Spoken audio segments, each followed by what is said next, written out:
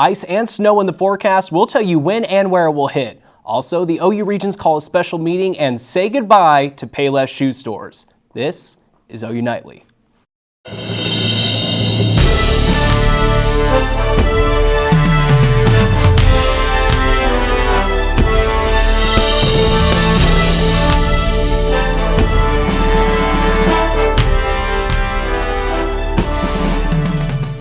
Hello, and thanks for joining us for OU Nightly. I'm James Myers. And I'm Baylee Bates. Winter weather is headed our way. That's right, and Nash Rhodes has a first look at the forecast. Nash, we're talking snow and ice. It is cold, dude. Yeah, that's right, guys. Temperatures just continue to plummet as we're expecting this next winter system to move through tomorrow. I'll have you up to date with the latest as it comes in, but right now, very recently, the National Weather Service has issued a winter weather advisory for much of tomorrow starting at 6 a.m. This does include Cleveland County, so be advised with your travels tomorrow.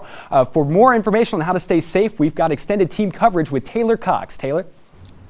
Yeah, Nash, I'm bundled up right now, and that's what you should be expecting to do tomorrow as well. Most people know to wear layers, cover your hands, cover your head, and make sure that, especially with that wind chill, because that wind chill will make it feel even colder. Now, if it's snow or ice tomorrow, make sure you have a waterproof jacket and warm shoes with good traction. Now, if it is icy tomorrow and you do have to get out, make sure you are driving safe. The number one tip is to slow down and give yourself plenty of time to stop and watch out for black ice. If you do begin to skid around a corner, make sure you turn into the direction that you are sliding in, but overall, don't get out in the icy weather unless you have to. So Nash, we are not at a high risk for power outages tomorrow, but there won't be a lot of ice buildup. So stay inside and stay warm. Reporting live, Taylor Cox. Thanks, Taylor. Yeah, you're definitely going to want to stay warm tomorrow as that winter weather system does move through. But coming up, I'll have an hour-by-hour forecast on when you can expect it to arrive, as well as when we can actually warm up later this week. Back to you two at the desk. Thank you, Nash. The OU Board of Regents will hold a special meeting this week. It's expected the primary topic will be the university's investigation into former President David Boren and an allegations he sexually harassed male office assistants. OU Nightly's Storme Jones has details. Storme. Early this morning, the Board of Regents posted notice of a special meeting for this Wednesday ahead of its regularly scheduled March 12th meeting. In a one-page agenda, the Regents announced an executive session to discuss personnel investigations. The meeting behind closed doors will include fewer members than January's regular meeting, following the death of Regent Bill Burgess and resignation of former Chairman Clayton Bennett.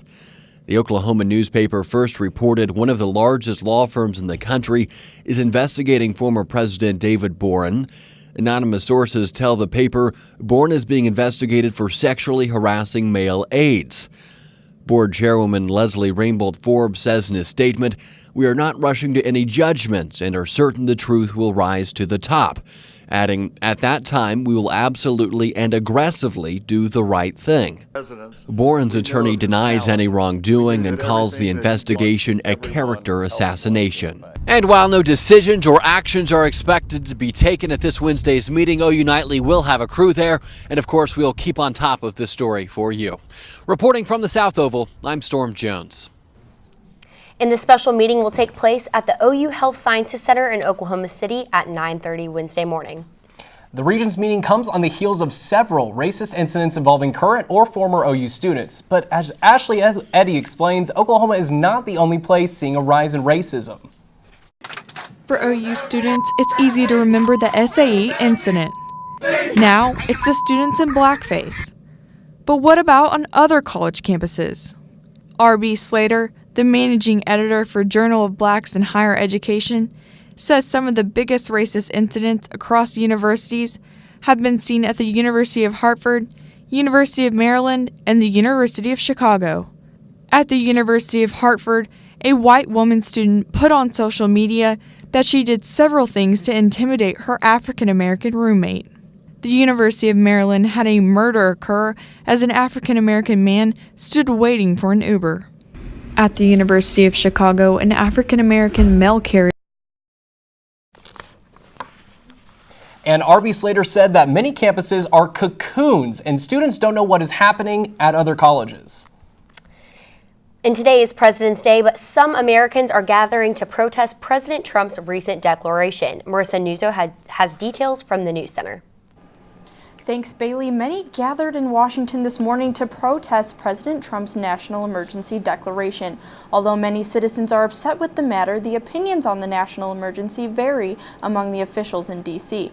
Customs and Border Protection apprehended close to 400,000 people on the U.S.-Mexico border during the 2018 fiscal year, according to federal data. That is an increase from 2017, but less than 2016. Democrats in the House can propose and vote on a resolution in order to end the national emergency to fund the border wall, but the proposal will then move to the Senate, and if it passes there, the president will have the option to veto it. A shooting in Aurora, Illinois on Friday left 5 dead and hundreds in mourning. Today, a vigil was held despite the rain and snow, and after many prayers, a group walked 4 miles to the Aurora Police Department to put crosses up for the 5 officers injured by the shooter. Officials in Aurora have put together a GoFundMe to help raise money for the families of the victims. And a British teenager who left the UK in 2015 to join ISIS hopes to return home. SHAMIMA BEGUM was 15 when she left London to go to Syria. She then left her ISIS-run community at age 19 when she became pregnant, and she recently gave birth to her son in a refugee camp. British government is concerned that she will be dangerous if she returns, and Begum is among hundreds of British ISIS fighters that the government will just not accept back into the country. And Baylee, today is also National Drink Wine Day, a day for people to express their love for wine and its healthy benefits. Well, that's an excuse to have a glass of wine on a Monday night, right? Thank you, Marisa. The slogan is better ingredients, better pizza, but it looks like Papa John's is now offering better employee benefits. We'll explain coming up. Plus, the Navy puts a new ship out to sea. We'll show you the Oklahoma connection when OU Nightly continues.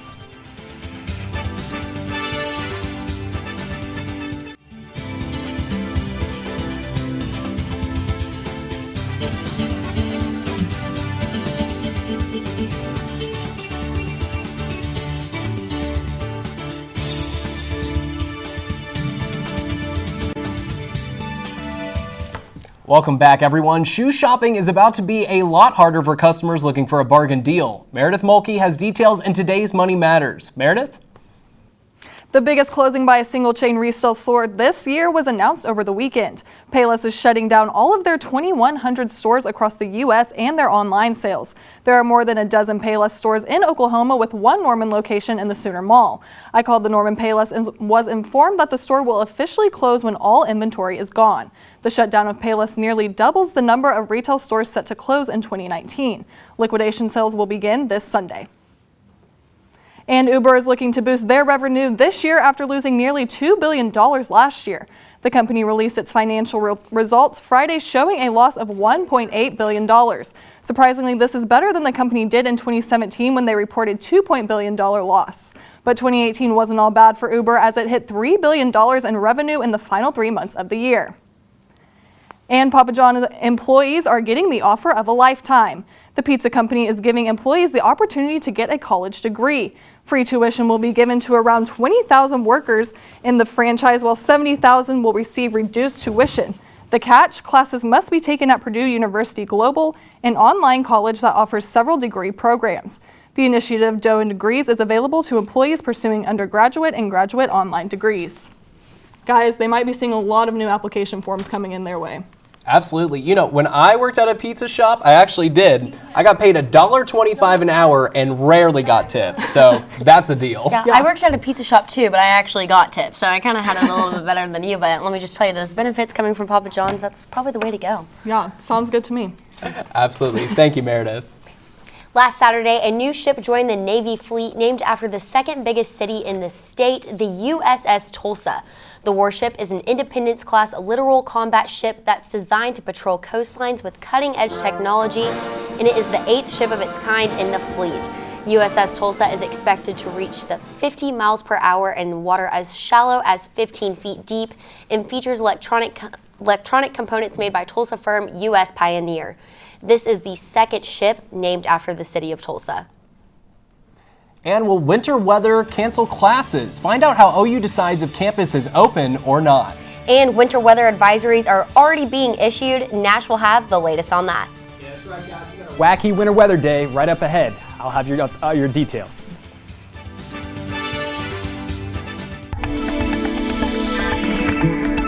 Welcome back to OU Nightly. Here's a live look at downtown Oklahoma City. A few gloomy clouds out there, but the big story is this temperature, 36 degrees, well below average for this time of year, and it feels much cooler than that with these winds at about 15 miles per hour from the northeast. So it is fairly cold right now, and across the state, that is much of the trend, especially off to our northwest. Our friends in Woodward are at 29 degrees, and surprise, surprise, those cool temperatures are lending themselves to snow up in northwestern Oklahoma. Not seeing a lot of accumulation from this, but Woodward was reporting snow just 30 minutes earlier. It should leave our state later tonight. This is a precursor of what is to come tomorrow. However, we're expecting some heavy clouds to build tomorrow morning. This is 6 a.m. on Tuesday. Quite a bit of rainfall along our southern border, but as we play this out, Tuesday afternoon around 1 p.m., things get really messy really quickly. We're expecting some snow off to our northwest around Woodward, right around Oklahoma City and Norman, more of a mixed bag, and then down to our southeast, really looking at some heavy rainfall around Idabel and perhaps a weak thunderstorm. This will eventually move out of our area as early as Tuesday night, and then Wednesday we shouldn't see anything in terms of rainfall or any wintry mix whatsoever. Now let me tell you why this is such a difficult forecast. We need temperatures right around that freezing mark or below to have snow all the way to the ground. However, tomorrow we're looking at surface temperatures that are well above that freezing line in Norman, which will lend itself to rain like we normally get. But we are seeing our temperature hugging that freezing line, so we could expect freezing rain or sleet tomorrow in Norman. So because of that, I'm forecasting a mix across much of central and southwestern Oklahoma with snow in the northwest and in the southeast, mainly rain and perhaps, like I said earlier, a weak thunderstorm or two can't be ruled out. Tomorrow we'll only get up to about 35 degrees with those winds from the northeast at about 5 to 10 miles per hour. And once again, we're going to continue that warming trend on into Wednesday. Once those showers move out, we'll climb up to the mid-40s before we slowly climb all the way up into the 50s on Friday and even make a run at 70 degrees on Saturday, which is kind of crazy to think about given what we've been dealing with the past 24 hours, guys. I'm just excited that we have some warm weather ahead. Well, you know what? I am a fan and all about having school canceled, but cold weather is not my friend. So it is nice to hear that we do have some warmer weather, maybe after potential school closing. Yeah, so exactly. Good. Yeah, I can't wait to not bundle up anymore on my way to class. Well, thank you so much. And knowing that classes may be canceled tomorrow because of winter weather, OU Nightly's Leah Hill tells us how OU decides if campus is open or closed. Debo, make the call, is no more, but the process remains the same. The Office of Emergency Preparedness makes the decision of if and when classes should be canceled. While a new administration is here, the process hasn't changed. The same policies, the same procedures that we did. I mean, these are all the same things that we looked at under President Boren as to, what was going to be considered in a campus closure. When deciding if classes should be canceled, the Office of Emergency Preparedness consults National Weather Service Norman, the Oklahoma Highway Patrol, the Norman Public Schools, and the Director of Facilities for OU's Norman campus. Class cancellations will be announced first on the OU alert system, so if you don't see that, classes are still on. And basketball, baseball, and football were all making headlines this weekend. Austin Hernandez is here with the highlights. Austin. It was a busy weekend for Oklahoma sports. The Sooners competed all over, and a rookie brought the thunder for All-Star Weekend. Don't go anywhere. Sports is straight ahead.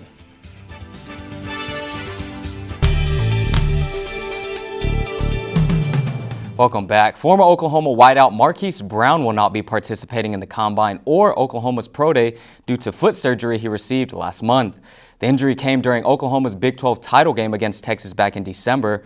Brown is considered to be one of the top receivers entering the 2019 draft. All 32 teams were notified. However, he should be ready for summer training camp. Oklahoma baseball is off to a hot start as they completed the sweep of Cal Poly over the weekend. The pitching stood out in this one as the Sooners allowed a total of 6 runs in the series, racking up 20 strikeouts. They start the season 3-0 for the first time since 2013. The Sooners were supposed to take on Dallas Baptist tomorrow, but due to weather, the game has been moved to Wednesday. Tevis Hillis joins us now to show us what happened at the Perfect 10 Challenge over the weekend. The mats to show 18th ranked Washington, 25th ranked Arizona State, and George Washington why they are the perfect Gym U. There were 3 standout gymnasts that took over the Cox Convention Center, starting off with the unstoppable Anastasia Webb. She tied her career high with an overall 39.650, but Coach KJ Kindler is hoping she can bring a higher dose of confidence to the next meet to hit a new career high. Moving over to a senior, Brianna Dowell earned an all-around title while scoring a career high, overall 39.650, with the highest score on the beam. She brought a powerful performance and scored a 9.9. And to finish out the night at the Perfect 10 Challenge was a perfect 10. Olivia Trotman is now the 4th freshman in program history to throw that number on the board. Her flawless floor routine helped secure the Sooners the first place spot. Not only did she hit the impeccable score, she also received 9.9s in all other events. This is Coach Kindler's 450th career win, and she had something to say about another victory. Tonight was great. You know, the Perfect 10 Challenge is always a great opportunity for our athletes to get up on the podium. Now the team still has a tricky schedule with the It was a busy weekend for OU sports. Sam Brown is here to tell us what all they're talking about tonight on Sooner Sports Pad. Sam? Austin, tonight we'll be joined by some basketball players at Oklahoma, one of them being senior guard Julissa Penzo. We will also discuss who we thought was the Sooner MVP for the weekend and who we thought had the best all-star dunk contest jam of all time. Be sure to watch us live on Fox Sports Oklahoma at 7:30. And if you miss us tonight, you can rewatch us tomorrow right here on OU TV. Thank you, Sam. After a 5-game losing streak, Oklahoma men's basketball picked up a win down in Fort Worth. OU took on TCU over the weekend, winning 71-62 behind Doolittle's 20 points. Oklahoma advances to 16-10 for the season and 4-9 in Big 12 play. The Sooners have a long break before they head into a Red River matchup on Saturday. Speaking of basketball, the NBA All-Star Game was one for the books. Team Giannis took on Team LeBron in a game full of highlights. Just when we thought this one was over, Team LeBron turned up the heat in the second half, winning 178-164. Kevin Durant was named All-Star MVP with 31 points and 7 rebounds. Some players who weren't in the All-Star Game competed in the NBA Slam Dunk Contest, one of them being OKC's very own Hamidou Diallo. After this historic dunk, Diallo hung in there as he opened his jersey to reveal his inner Superman. And I've seen a lot of great dunks, but that was sensational. That was a gutsy call, especially coming from a rookie. That was something else. Oh yeah, he may not have superhuman strength, but that man can fly. Exactly, he has hops. That was crazy. Well, thanks, Austin. We'll have another look at the latest winter weather forecast. And the Oklahoma Zoo has a brand new attraction that is adorable. Stay right there.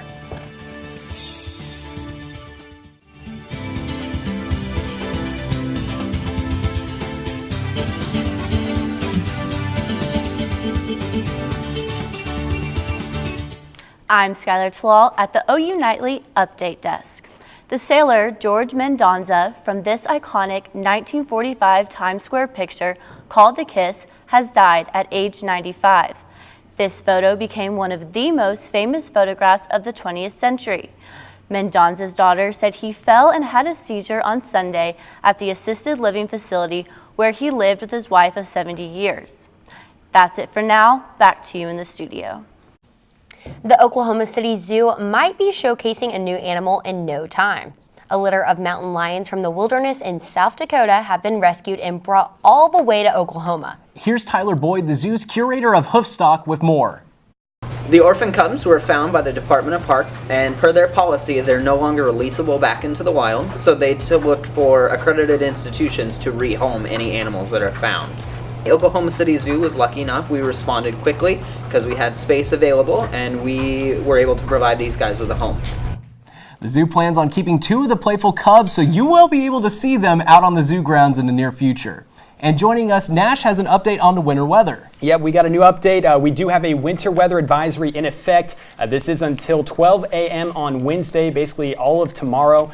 So just be advised on your travels to and from campus. But tomorrow, you might want to bundle up and wear a jacket. We're down to 35 degrees for our high, but you can slowly lose that jacket by the weekend as we climb up into the 60s. Even could make a run at 70s. So that's the good news at the end of the tunnel, I guess. Absolutely. And thank you for watching OU Nightly. Keep up with our Facebook and Twitter pages for updates on tomorrow's weather. As long as school is in, we'll see you back here tomorrow night live at 4:30. Stay warm. Good night.